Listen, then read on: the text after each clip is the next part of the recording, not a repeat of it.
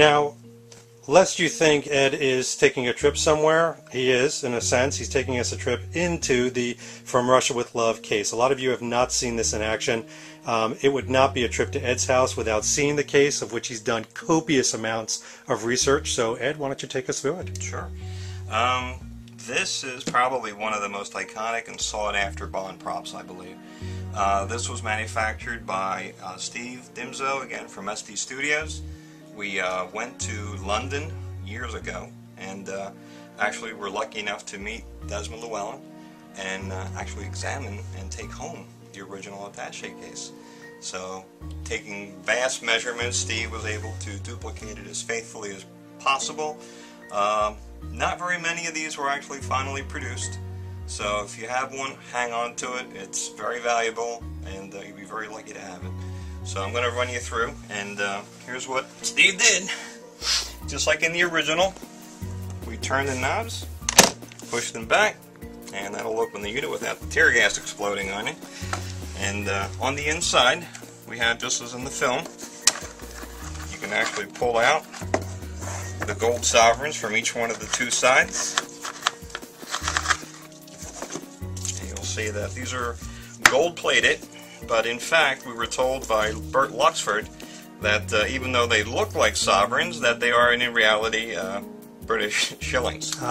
So, and theirs were spray painted. So Steve took it one step further and had them 24 karat gold plated. There we go. The other ones wouldn't get you too far on the Orient Express. No, and even still these, except for the actual gold used for the plating, are just simply shillings. Looks great though. But they do look great. Alright, so if we close this up, we can then go to, on the side here, you might want to focus. Oh. You'll notice that the throwing knife comes out, just as it does in the film. And another unit here on the reverse side. The bottoms, just like as in the film. Okay, we have spring-loaded catches, which actually open up. And they do contain 22 caliber, even though they're identified as 25. 22 caliber ammunition. And we have one on each side. Okay, so if you run out of ammo, you got some extras there. Another reason why this case is not airport safe, correct? No, I would not take this anywhere. And I guess this would be what goes inside of it. Sure. Okay, it's an AR-7 Armalite Explorer rifle. Okay, and this unit's all assembled, but everything comes apart just as in the film. The original Armalite was a survival rifle, and everything stores into the case. Okay, very simply put together. This one screw here is what holds the whole shebang together, but it comes out here, as you can see. The silencer was custom made to simulate the one that's in the film. It comes off again, very simply like that, and the barrel unscrews. Okay. Amazing how quickly that comes apart. Magazine comes out, and everything stores in the back. Favorite part. All in there. That's amazing. So it all goes together very easily and fits directly into the attaché case, so easy to carry, easy to conceal. So again, by now you realize that Ed is a detail guy, so of course he had to add all the details. Well, yeah, in a sense. What had happened was that Gary Giblin, who has written James Bond's London, was with us when we originally went to England, and he submitted an idea to Steve which I thought was really unique. He proposed the idea of doing mission folders, which Steve would offer then through the 007 Club. And he submitted a lot of paperwork, which you see right here. Gary went to the trouble of actually locating British file folders. My gosh. And this is the paperwork that was supplied with the attaché case. You basically have here just a quick information sheet from Steve that shows you exactly what this is that you're buying.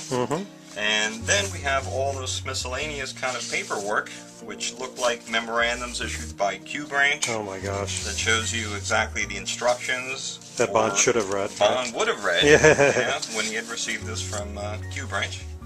Then we also have different things that were supposedly issued to Bond, which are biographies. If you notice, look at the detail that Gary actually went through and had stampings, actually rubber stampings made.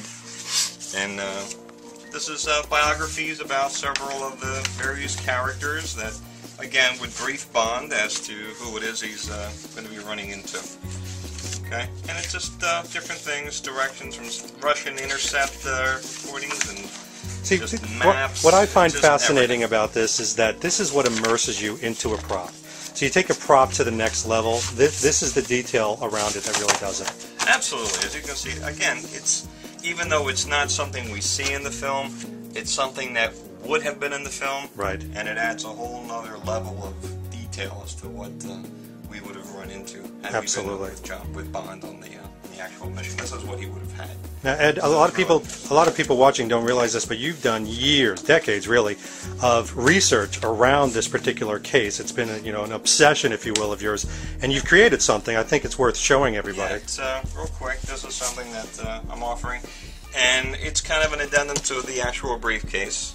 What I did is I went through and located as much information as I possibly could about the attaché case, and that's again with photographs, detailed shots of all the various pieces of information, shots of Desmond Llewellyn. We also have shots of the original case, which we had in our possession again. And then it goes into all the various items that you would have found in the case, the AR-7. We also then go into, say, for example, the ammunition tubes, where they're located, the throwing knives. The mechanism that holds the folding knives into it, the talcum powder tins, everything pretty much. And you'll notice this is just a combination of a lot of different things from a lot of various books. This also contains several of the photographs of the original props that we were luckily being able to examine when we were at Pinewood, actually at Eon, but later on at Pinewood Studios, we were able to meet Burt Luxford, who was the original maker of the case, and he gave us a lot of insight as to how it was made and information about that. Well, I don't want to go through the whole book because I want everybody to get the book. I'll tell you, even if you're not a Bond prop collector or don't even like the case, who doesn't like the case, it's a great read. It's very interesting. You should have it in your collection. It's a fun piece. It was fun to do, and hopefully you'll get it. Great. Thanks, Ed. You're welcome. All right, folks, especially those of you who have received something from Ed, this is a cleverly disguised entrance. If you were to drive by this or come here, you would never know in a million years. This is where the magic happens. First time ever, the world is going to see the Q-Lab. Let's step in. Here we go. All right, we are absolutely in the Q-Lab, and one of the things I think you'll notice right off the bat, if I just pan over this way, is how incredibly organized Ed is. He's taken, a relatively small space, crammed it with every tool, everything, every device, loads of parts that he would need.